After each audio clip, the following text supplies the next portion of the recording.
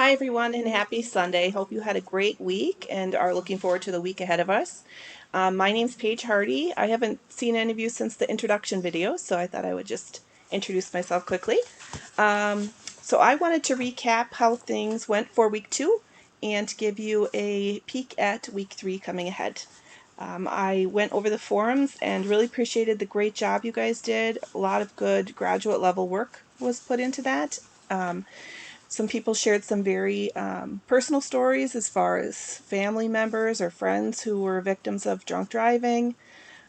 It was interesting to see the different policies that were put forth by different colleges as far as drinking on campus. Most of them were very strict. It was interesting to see that although that most of them were strict, most of them did not follow through with the policies that they had in place. So that was kind of disappointing. It would be nice that as freshmen came in, if they would kind of set the stage as far as this is the policy and we stick to it, and maybe then it would decrease alcohol use on campus. Some of the notes that I wrote down from the forums that I wanted to share with you. A lot of you discussed having really good conversations with your patients, having open-ended questions, therapeutic communication, and being non-judgmental. Those were all very helpful tips that I thought were mentioned. Also, discussing with your patients that alcoholism is a disease of the brain and can be treated. Also, some of the other consequences besides drinking on campus, increased risk of accidents, increased risk of sexual assault, drunk driving, impacts on their family, their job life, etc. Those were good points to make as well. Some of the writings included some questions for further study, further questions that we could look into to hopefully decrease alcohol consumption on campus and overall, actually. I appreciated the different tools that you discussed for screening patients. There are a few out there that were really good, and I think a lot of people are using those, like the audit tool. Those were great. One person mentioned that it would be helpful if we had an icon or a flag that could cue us into perhaps doing a screening for alcohol. And a lot of you I know will be using or already use Epic, and we use Epic in my workplace as well. And within Epic, there's a wheel in the patient chart that identifies the social determinants of health.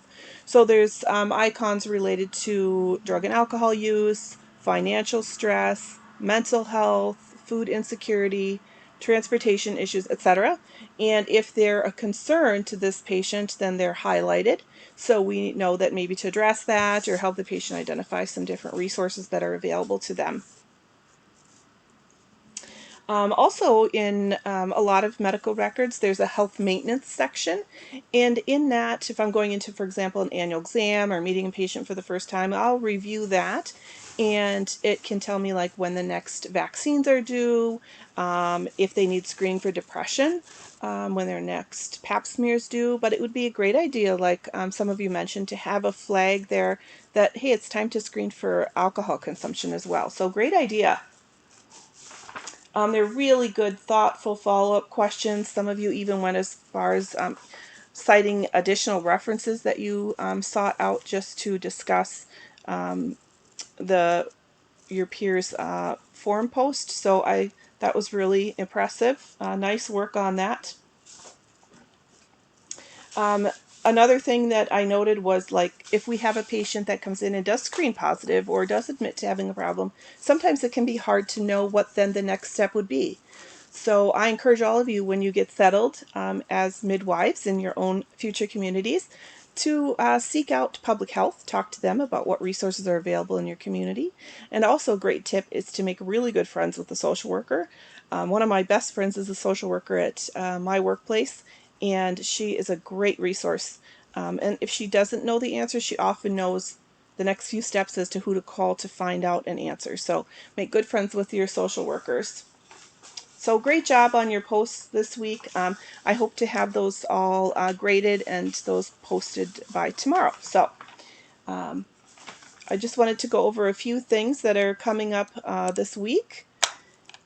So to start the third week of your graduate school, good job. We have some readings for this week. Varney chapter 4 and 5, and then several chapters in the Jarvis text. Most of those are just small snippets of the chapter to discuss relevant items. And then also the United States Department of Agriculture Choose My Plate website as a great resource for you as well, especially with the adult education paper. So make sure that you do use that and look into that as well. There's 2 forum posts this week. Forum 1 is about the prevalence of intimate partner violence, especially in pregnancy. Unfortunately, that is a very stressful time in families' lives, and domestic violence does increase during pregnancy. So there's 2 questions. You select one of these questions. One is about finding out what the laws are in your state in regards to mandatory reporting. And the other is about reading your newspaper for the past few weeks regarding intimate partner violence. And we would like you to have 2 responses or respond to 2 of your peers' posts. And please choose one that answered a different question than you do, and ensure that you're responding to everyone who posts to your original post as well. So that's Form 1. The second forum for the week is related to different cultural groups and their beliefs around nutrition and pregnancy. So we encourage you to find a culture that's prevalent in your community or the community that you plan to be in when you're done with school, and look into what their beliefs are regarding nutrition in pregnancy. And we would like you to respond to 2 of your peers, and please pick at least one that has chosen a different culture than the one you wrote about.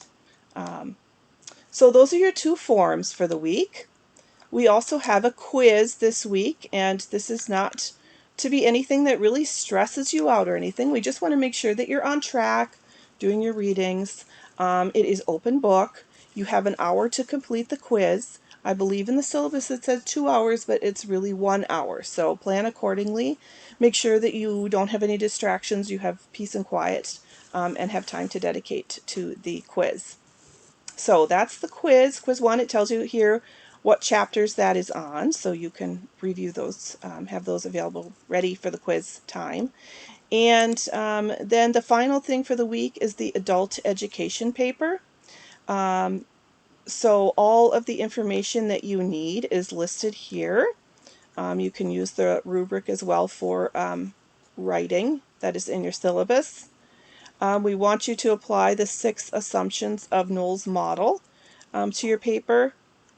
And to start the paper, think back to maybe a patient teaching encounter that you had, of course using HIPAA at all times, but maybe building off of that encounter.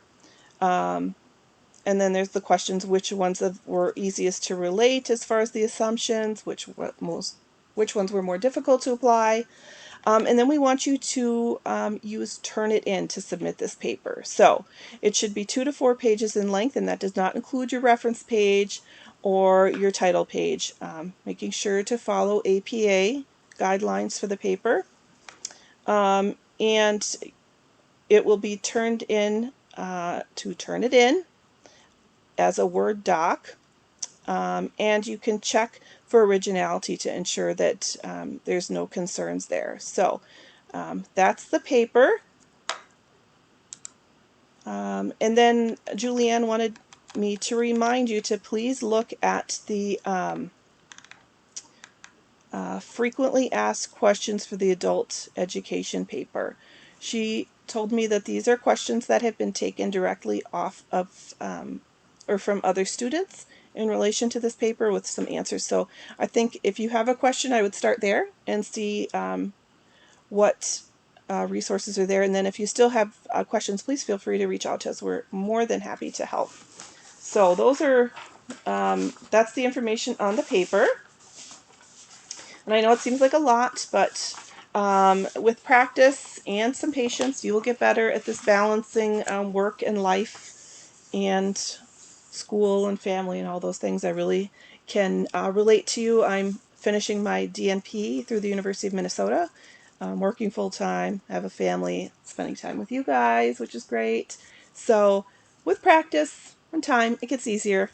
So just keep that in the back of your mind. It won't always be as hard as it is or feels this week. So I wanted to leave you with a devotion a friend of mine sent to me this week, which was, I think, really timely. It was from Jesus Calling, and I'll just read it to you today. Trust me in the midst of a messy day. Your inner calm, your peace in my presence need not be shaken by what is going on around you. Though your life in this temporal world, your innermost being is rooted and grounded in eternity. When you start to feel stressed, detach yourself from the disturbances around you. Instead of desperately striving to maintain order and control in your little world, relax and remember that circumstances cannot touch my peace. Seek my face, and I will share my mind with you, opening your eyes to see things from my perspective. Do not let your heart be troubled, and do not be afraid. The peace I give is sufficient for you. And that's from John 16:33. So hopefully that'll give you a nice sense of calm going into this very busy week.